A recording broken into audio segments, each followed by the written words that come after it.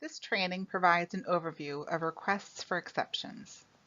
On June 4, 2021, the Department entered into a settlement agreement with the U.S. Department of Justice. In that settlement agreement, the Department agreed to adopt a rule that established an exceptions process, and that was achieved on May 22, 2022.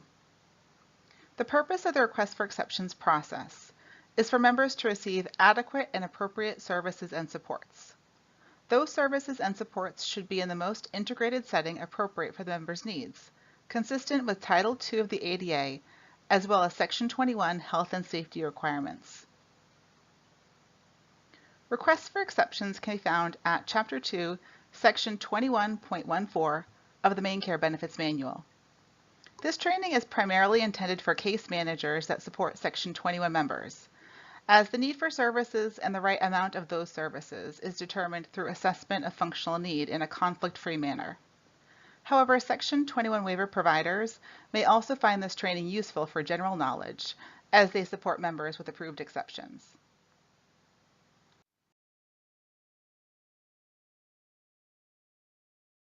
The agenda for this training includes 10 topics.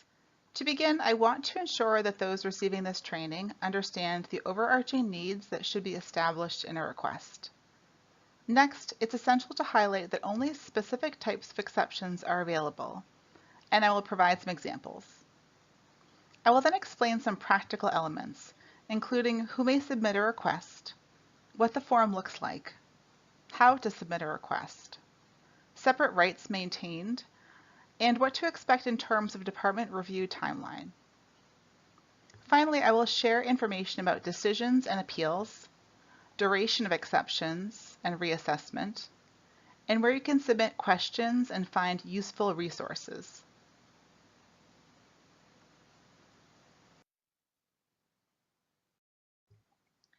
There are some overarching needs that should be established through a request for exceptions.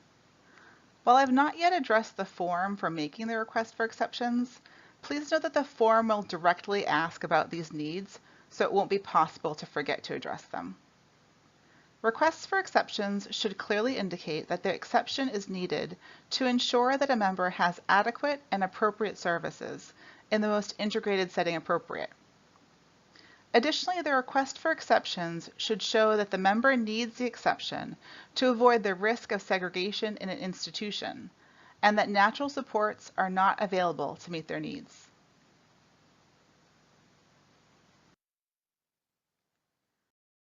This slide is quite important, so I'll pause here a little longer.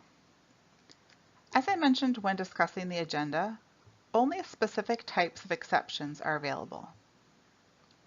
Exceptions are available when someone needs more of a Section 21 service than permitted in MaineCare rule. Those Section 21 limits relate to either money or units. So, for example, assistive technology devices has a monetary cap of $6,296.40 per year. And home support quarter hour has a limit of 84 hours, 336 quarter-hour units per week. A person could request an exception if they needed AT devices that cost more than $6,296.40 over the course of the year. And a person could also request an exception if they needed more than 84 hours per week of home support quarter hour. If you have questions about the full list of services covered in Section 21 and their limits, I've included the link to the Secretary of State's webpage where the MaineCare Benefits Manual can be found. Chapter 2, Section 21.05 and Chapter 2, Section 21.07 are where you can find covered services and limits. A request for exceptions can be submitted by a member applying to receive Section 21. Or members that currently have access to Section 21. Members that currently have access to Section 21 include people that have received a funded offer for Section 21, as well as those classified to Section 21 and receiving services. A member could submit a request for exceptions directly, or it could be submitted by their representative or case manager. I do want to note that if a member applying to receive Section 21 services submits a request for exceptions, the request cannot be considered until a funded offer is extended. Now I will delve into the content of the Request for Exceptions form. All requests for exceptions must be made in writing using the form developed by the department. In this presentation, you will see the content of the form, so the text can be as large as possible. The form itself is linked at the end of this presentation. The form begins by asking some basic information about who is submitting the form and how the department can communicate with them. There are 12 substantive questions, and here I will address the first 4. To begin, we ask some basic information about the exception requested. What service does it relate to? What specific part of the Main Care Benefits Manual, Chapter 2, Section 21, or Chapter 3, Section 21, relates to the exception? What exactly is needed? What level of service would result? And finally, how long would the proposed exception last? As you can see, some examples are included. From these examples, you can see that home support quarter hour is the service relevant to this request. The MBM policy identified is Chapter 2, Section 21.07-17, which limits home support quarter hour to 84 hours, 336 quarter-hour units per week. The fictional request indicates needing more home support quarter hour, specifically 98 hours per week, until the end of April. The previous portions of the Request for Exceptions form have clarified the type of exception needed. The questions on the form then proceed to ask about any relevant history regarding the need. Have there been previous actions or communication? Has the department denied a similar request for exception or ADA reasonable modification request? And if so, what new information is available now? Following those questions, the form asks for any relevant facts, as well as whether the department should communicate with anyone else that has information about this need. If that is desired, please ensure that signed releases using the department's release form are attached. The final few questions on their Request for Exceptions form ask for some specific information about the requested exception.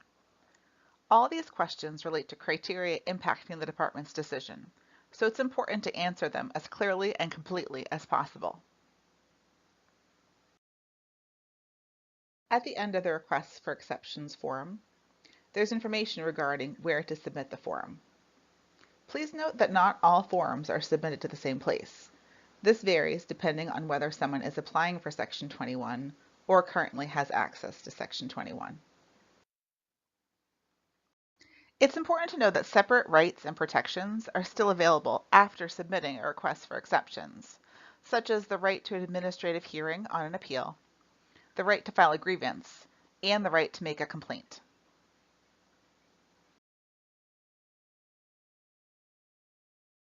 This review timeline is for members with a funded offer for Section 21 or already receiving Section 21 services. Confirmation of receipt will happen within 5 business days. If additional information is requested, it is due within 10 business days. And finally, within 60 days of receipt of all materials, a decision will be issued in writing. The written decision will include many elements. The department will document the information received, the decision, and the reason for the decision. The request for exception can be granted, granted in part, or denied. If granted or granted in part, the department will explain parameters further, including the duration of the exception. Of course, members may also appeal decisions, and that information will also be included in the written decision.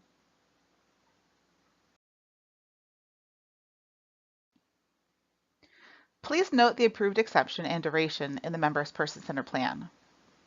If an exception is still needed as the expiration approaches, please also submit a request to renew at least 60 days prior.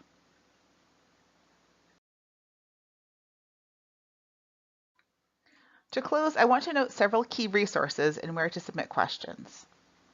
Please also feel free to submit feedback on this presentation to the email address noted, so the department can make any necessary changes or additional information available. Thank you very much for your time reviewing this presentation, and I hope that you found it helpful.